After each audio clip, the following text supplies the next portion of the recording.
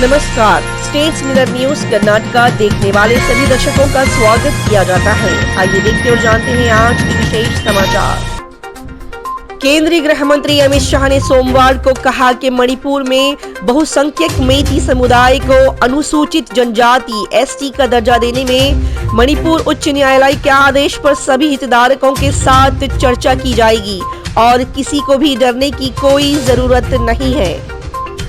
इस बीच सेना ने मणिपुर म्यांमार सीमा पर हवाई निगरानी बढ़ा दी है ताकि पड़ोसी देश में उग्रवादी समूह के किसी भी दुस्साहस पर नजर रखी जा सके।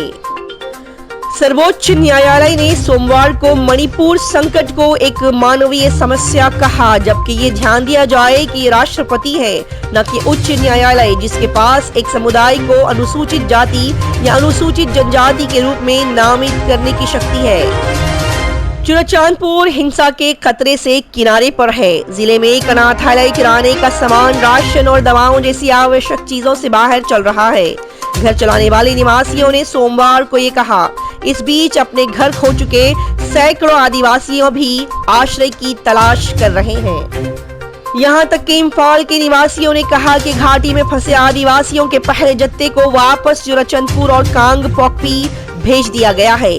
मणिपुर सरकार द्वारा चलाए जा रहे इन शिविरों में फंसे कई और आदिवासी ज्यादातर कुकी शिविरों में जाने के लिए बेताब है। केंद्र या तो सेना के शिविर या केंद्रीय सशस्त्र पुलिस बल सीएपीएफ द्वारा चलाए जा रहे हैं।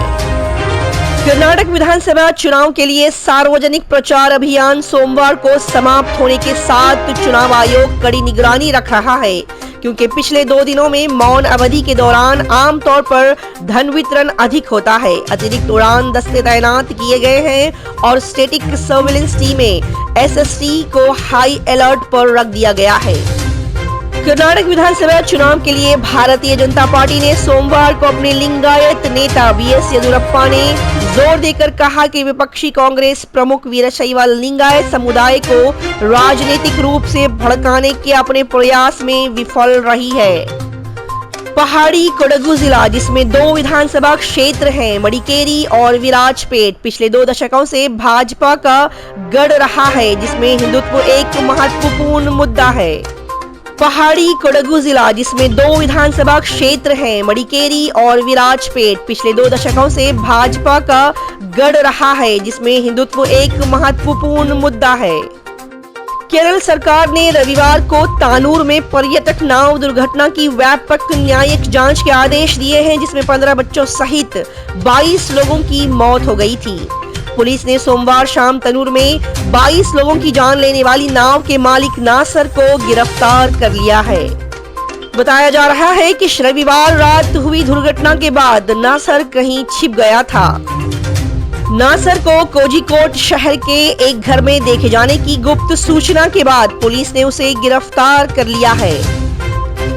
चुनाव आयोग ईसी ने कर्नाटक में राष्ट्रीय और स्थानीय समाचार पत्रों में सत्यापन योग्य तथ्यों के बिना विज्ञापन में किए गए विशिष्ट दावों के संबंध में एक विज्ञापन प्रकाशित करने के लिए सत्तारूढ़ भाजपा को नोटिस जारी किया है।